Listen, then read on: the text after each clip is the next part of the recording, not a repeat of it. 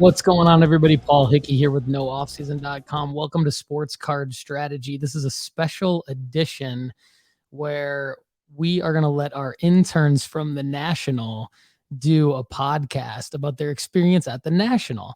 And let me tell you, they were amazing. First, I want to give a shout out to Tim Larson from Signs of the Times Collectibles and his son, J-Mo. What up, J-Mo? Hope you're doing well. They were the hosts in our booth. We split a 20 by 20 space, so we had a nice 10 by 10 space, and it was amazing. And we had great interns, John Keller, Dave from Chicago, and we had Allan, Stegich, and Harry Piotrowski. These are photos taken by Allan, who's an amazingly talented photographer. And I'm going to hand it over to Allan and Harry here in a second, and they're going to take about 20 minutes or so and do a podcast, the two of them, that was recorded at the National, just kind of recapping their experience at the National. But super grateful for their efforts. Two amazing young men, and I highly recommend them for future jobs. I hope to have them intern yet again, maybe even in Cleveland next year at the National. And if you're in Cleveland and you want to intern for nooffseason.com at next year's National, email me at paul@nooffseason.com. I can assure you that we will have a strong presence at the National next year. Kind of flushing that out already. I don't know exactly what it's going to be, but as you can see, Allan, super talented photographer here. We cracked more than 100 slabs, Lefty, Chad, and I. Chad and Lefty did most of the heavy lifting throughout the week, but I did crack some slabs as well. We had audience members stop by the booth. We saw some amazing cards. Some of the stuff that you see in these photos are actually Tim Larson's cards. Here's our guy, Ozzy. What a great guy Ozzy was. He stopped by our listener meet and greet, sponsored by Graybo's Sports Cards. Shout out to Graybo's, Duke, Fitz, Gray, Seto, Don, hope you're feeling better. Here's one of Harry's cards, Cassius Winston card. You're going to see, I think Allan took some great photos of, this is Harry's entire Cassius Winston collection. I'm a big Michigan State Spartans basketball fan, have been since I was a little boy. And, Harry just brought it strong there with the Cassius cards. So I was really excited to see that. Didn't even know Harry collected MSU basketball until the National. He's going to University of South Carolina. Here's Chad cracking one of the several slabs that he cracked. Sports card doctor crack Chad Gill. And I'm going to hand it over here in a second to Harry and Allan, but I wanted to just kind of show you guys, take an opportunity to show you guys some of the great photos that Allan took at the National. And here's a booklet card that Chad cracked, a Zach Wilson booklet. We all know Zach Wilson is going to beat out Aaron Rodgers probably by week 5 for the quarterback job of the Jets. Of course, that's an inside joke from the Sports Card Strategy Show. And here's an Aaron Rodgers card right here that I'm a little perplexed as to why anyone would even have an Aaron Rodgers card. But, to each his own. Shout out to Greg Rivera of gastradingcards.com. Learned about them. This is a Derek Jeter 1/1 that Tim Larson traded the Shohei Ohtani for. And man, what an absolute great time we had at the National. And a lot of great show and tell content here. But I wanted to give Allan and Harry. There's Harry. So Allan's not in any of these photos because he took them. But there's Harry right there working hard at the booth. And so we're just going to finish getting through some of the other shots that Allan took here. Again, Allan, Stegich, Harry Piotrowski, interns for nooffseason.com at the National, at the booth, Signs of the Times Collectibles booth, 3216 at the National. And, here's some more great shots. Actually, I was sharing the wrong tab. For those of you watching on YouTube, if you're listening on Apple and Spotify, you're actually not missing much, because Harry and Allan did an audio only podcast that you're going to see in a second. But there's Harry. There he is. For those of you watching on YouTube, and love all of the support from the audience. If you're new to the nooffseason.com audience, we do a live sports card strategy show, the flagship show, every Monday on YouTube, and then we immediately upload it to Spotify and Apple. If you are able to live comment during that show, that's phenomenal. There's a lot of audience interaction. If you're not able to live comment during that show, don't worry. Just email me at paul@nooffseason.com or DM me on Instagram at sportscardstrategy, and I'm happy to help you out with any of your sports card questions, sports card strategy questions. We're strictly helping people flip and invest to fund their PC, to fund their life. This is an interesting one that happened to us. We cracked out a ticket stub from Kareem Abdul-Jabbar's first game at UCLA when he was a freshman by the name of Lou Alcindor, and then he then changed his name to Kareem Abdul-Jabbar, obviously. And Cyrus bought this ticket for $11,000, had us crack it out, and then had Kareem sign it. So Kendall did a great job, and Kareem signed it for Cyrus. Here's Cyrus right there with Kendall and I. So just phenomenal photo work by our guy Allan. There's Harry again. So we let the slabs pile up. There's David Sander and Mark Drzezinski, two of our audience members, stopped by the booth to say hello. This is a slab I cracked. I think it might have been for Andy Kaysen of Football Card Quest. He had a few of them. Patrick Mahomes and a Kyle Pitts slab that I cracked. There's the Pitts. We did not mess up any cards. We had 100% success rate. I'm very proud of the team, and very, very thankful for the audience that we had. There's JMO in the background. JMO's working hard for Signs of the Times collectibles back there.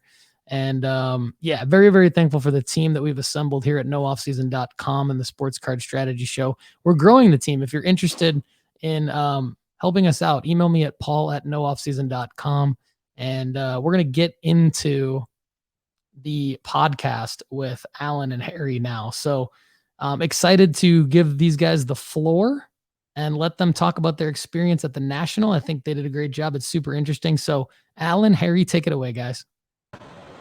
Hey, thanks, Paul. So my name is Allan Stegich. And I'm Harry Piotrowski. And again, we just want to say a huge shout out to Paul and the entire Sports Card Strategy Show team, Chad and Kendall. It's really been an honor to work with you guys this week, and you're some really cool guys.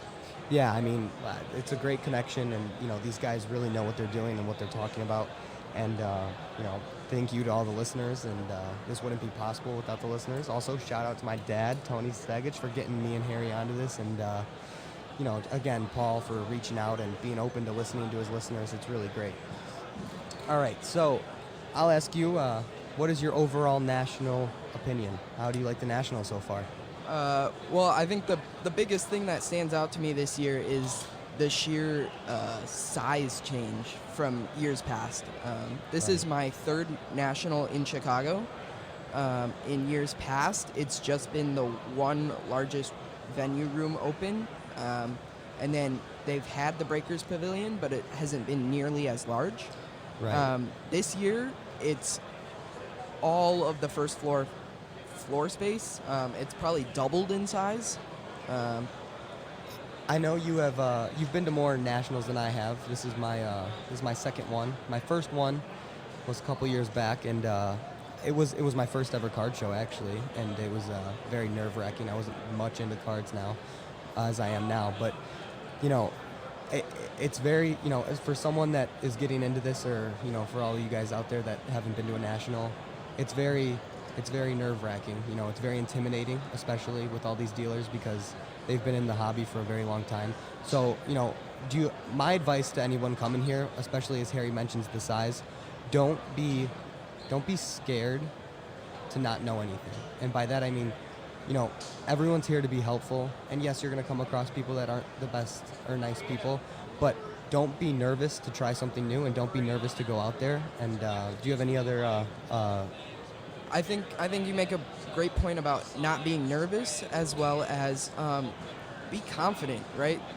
Yeah, the people at these booths know a lot, but they're still overpriced a lot of the time, and they will not speak nicely. Some people are not very nice, but you just gotta stay confident. If you're looking to sell something, looking for a card specifically, stick with it, and you'll find some really awesome people here at the show that really do care about helping you achieve those goals beyond them just making a quick buck off you. And I would also say, do some research. Another piece of advice for this show: do some research. Know what you want to do. What you want to do. You could come in here open-minded, but have comps ready, have eBay ready, have all that stuff ready. And I mean, but overall, the show's been great. There's a ton of people. I know our booth is doing fantastic. We've had nothing but great experiences here with Paul and everybody else here. And the show itself, it's been really well. So that leads us to what we've been picking up at the PC, or at the National. So a large part of what I've been picking up is dollar box stuff. I've been digging through dollar boxes. I'm one that really enjoys the thrill of flipping a dollar card for $5 on eBay. Ship it plain white envelope with the standard tracking. I think there's a missed market there that a lot of people aren't taking advantage of, and if you have extra time, I highly, highly recommend it. Well, I think a lot of people are really focused on the high-value cards, and people really, I'm going to buy this one card, but in reality, there's so many, those small flips can help you lead up to knowing more stuff about cards and leading to better investments when it comes to buying those big dollar cards. So in those dollar boxes, are you PCing, or are you... aside from dollar boxing, most of the other stuff I have been picking up this week is PC stuff. A lot of Jake Berger, third baseman, and he's been playing second recently for the Chicago White Sox. So before we get into that, who do you PC? Who are your top PCs? So it's largely Michigan State. And that is because my sister is attending school there, and I've just really gotten into Michigan State sports, and there's been some really good athletes and fun guys to watch coming out of there. Kenneth Walker and Cassius Winston, and then I'm really looking forward to Jaden Reed this year with the Green Bay Packers. Packers are my favorite NFL team, so I'm really pumped about that, and that collection will grow pretty big. I've also started growing the South Carolina collection just because that is where I'll be attending school in the fall. So Deebo Samuel, Jadeveon Clowney, those are some of the names in that list. And then, Jake Berger. That's my newest addition to the PC. I was going to say, we've both picked up some Jake Bergers this show. Shout out to Kendall for making us want to buy more Jake Bergers. Yeah. But for me, I mostly PC. I PC three main players, I would say. The one being Paul Konerko. He's a little bit of an oldie, but he's an oldie buddy goodie. He's retired, first baseman for the White Sox. I PC a lot of his, and not really expensive cards. None of his cards really go for that much, but it's someone that made me fall in love with the game of baseball, so I PC him. I also like freshly drafted out of Arkansas, Jordan Walsh. He just got drafted to the Celtics. He's balling out right now in Summer League, or he was. And I would say I PC Justin Herbert a little, but his market is so big and so hard. I think you need to correct your statement there. Okay. I think you are. If money was not an object, you would be the biggest Justin Herbert hoarder in the world. All right, I like Justin Herbert. His prices are too expensive. I tried PCing. I lost all my money. I didn't lose it. I just had no money to spend on cards. So I had to sell a little. But I will PC as one of one eventually. I don't know what, flawless, immaculate, whatever it needs. I will have it one day. But that's mainly who I PC.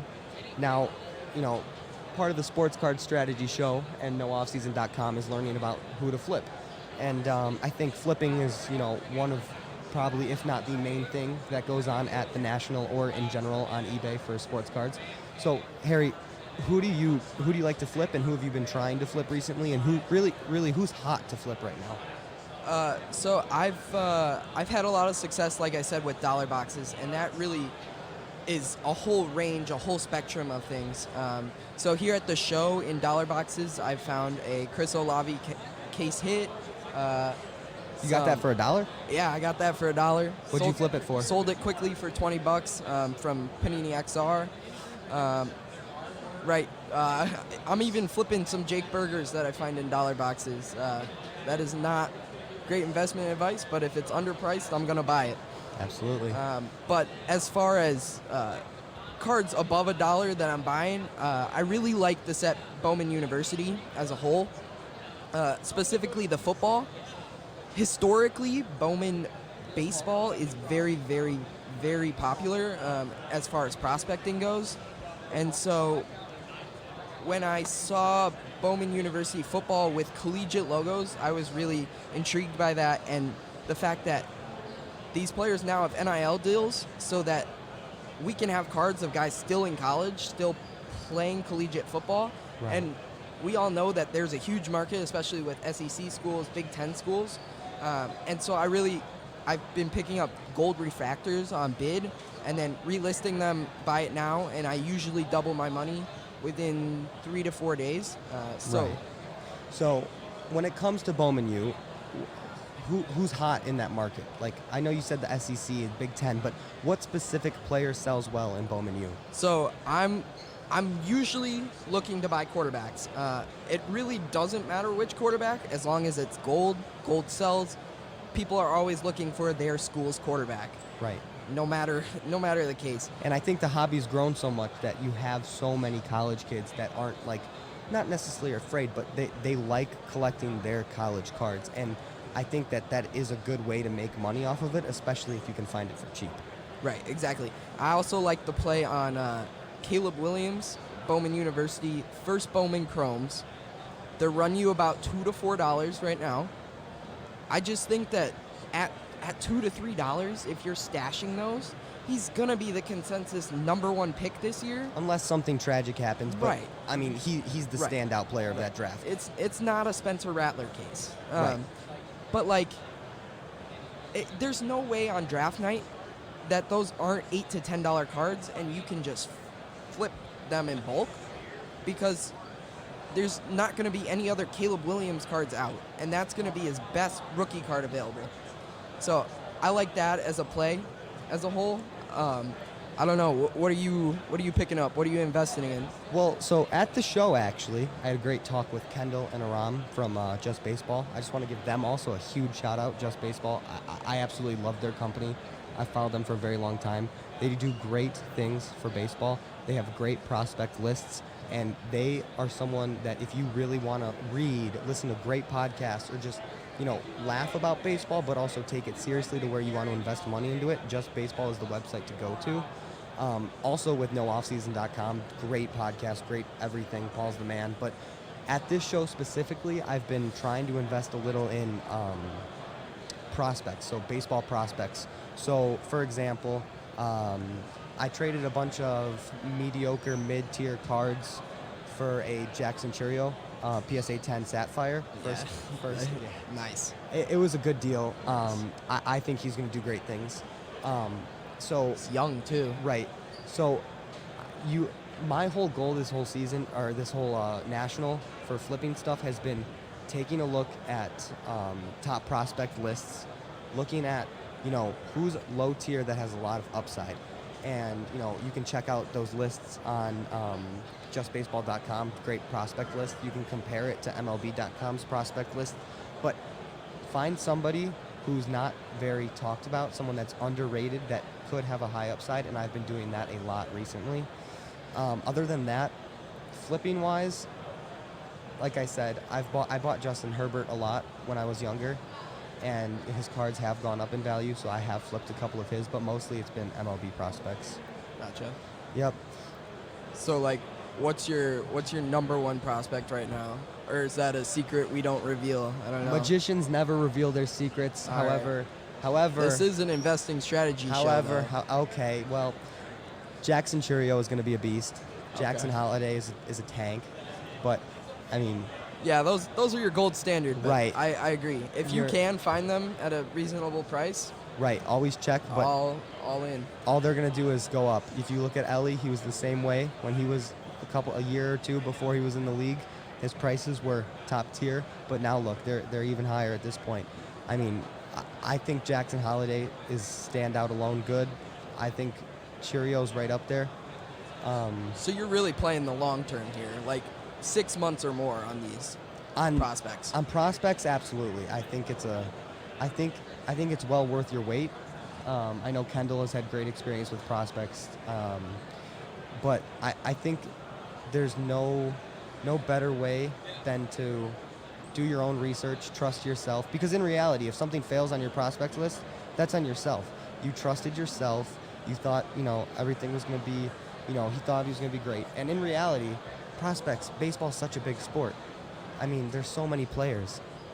And the prospect tiers are just so, it's very easy to make money on prospects if you have the time to hold it and if you have the money to spend on it.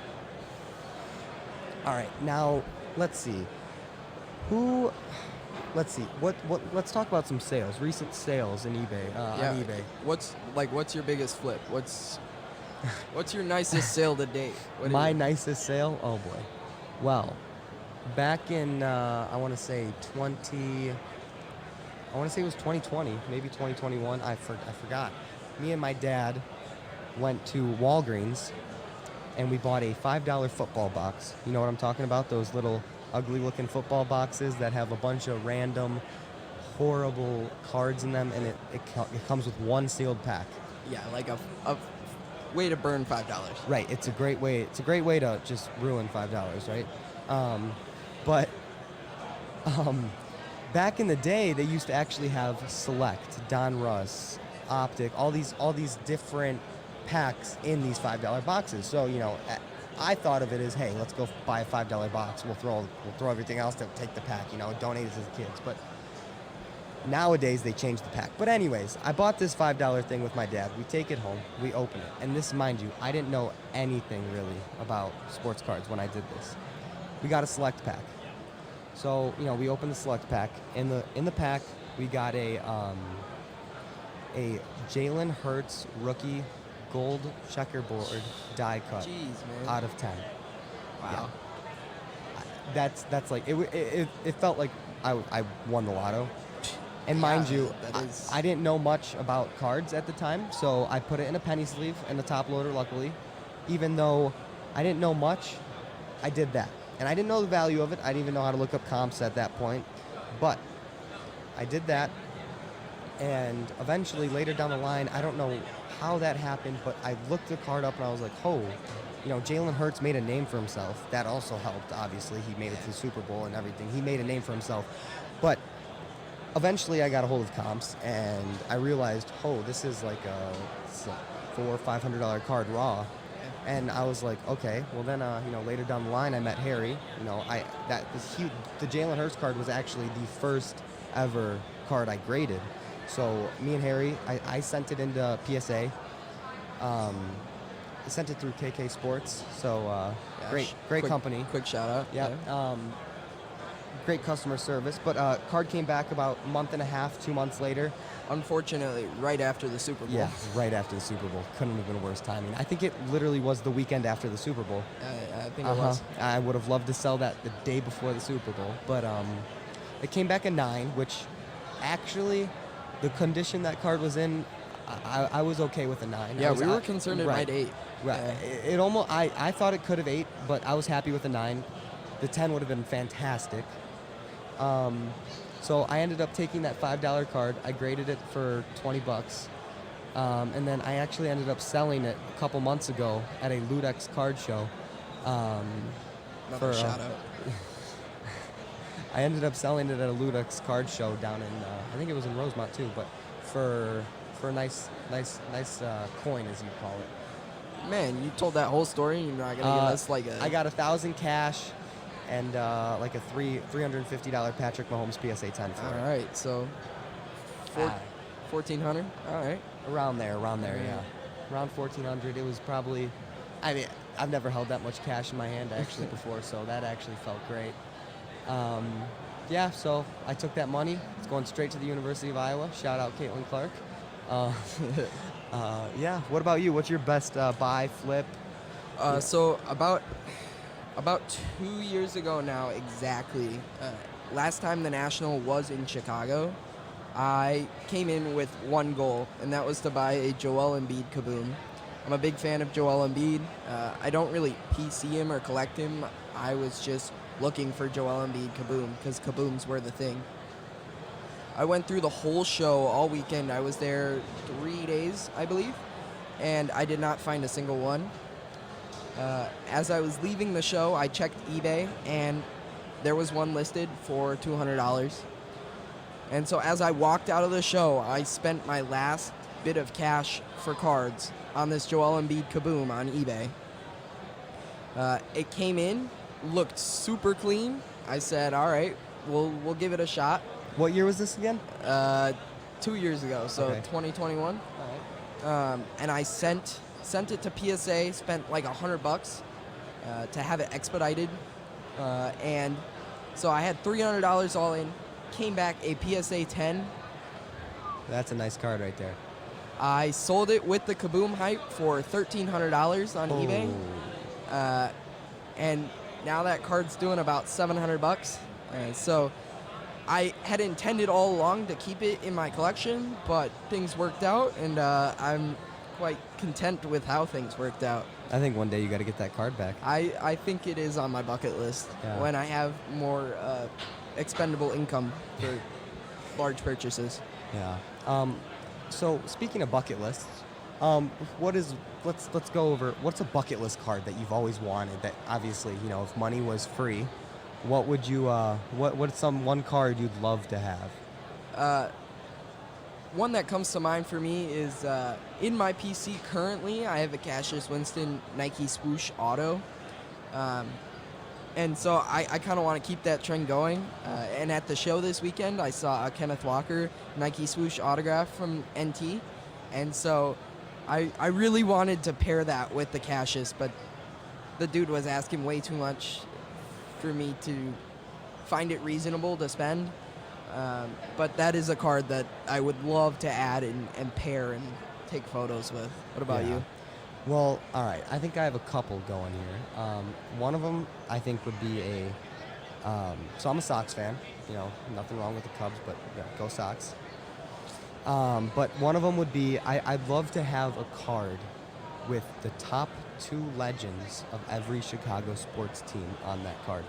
I'm sure it exists somewhere, or at least with some of the legends on it, but I'd love to have like a... So, can we go over that? What does that look like? Jordan Pippen? Yeah, for the Bulls, yeah. Jordan Okay. Pippen. For the White Sox, there's a lot. Okay, so here's the difference. I don't think these are the best 2 legends on the White Sox. Your favorite team. However, I would want it to be a Frank Thomas, Paul Konerko. Okay. So I think there, you might be able to find better White Sox numbers wise, but that's who I personally would want on that card. And then Blackhawks for the hockey fans. Oh, I'm not a big Bobby hockey Hall, guy. Stan Mikita. All right, just again, I'm young. I'm 18 years old. I know there's so many, but Patrick Kane, Jonathan Taves, they're my decade. They're not the best players, but I wish to have Paul Konerko, Frank Thomas, Pippen, Jordan, Kane, Taves, and Bears. Well, who would I want from the Bears on this? Well, All right, it can't happen anymore. It can't yeah. be Walter Payton, but I mean, no, yeah. I mean, I'd want Walter Payton, and let's see, who else from the Bears? who else from the Bears? Like, How about a little Cody Parkey action? double doink. Yeah, no, that'd be cool. No, but I'd love a Chicago, like a city Yeah. sports team card. Like that'd be pretty cool to have. I'd also love a little Caitlin Clark 1/1 on card auto. Yeah. Bowman, give me that for the dorm room. For the dorm room. All Yeah. right. Well, Leaf, we just gave you some great ideas. Yeah, if you want, Leaf. that sounds like a Leaf type project. So Yeah. shout out Leaf for that. Yep. All right. Well, Paul, I really appreciate you having us on here again. The show's been wonderful. The booth has been great. Huge shout out to Chad, Paul, Kendall, everyone here at nooffseason.com, Sports Strategy Show. You guys are amazing, fantastic, had a great time. Really appreciate it again. Any last words, Harry?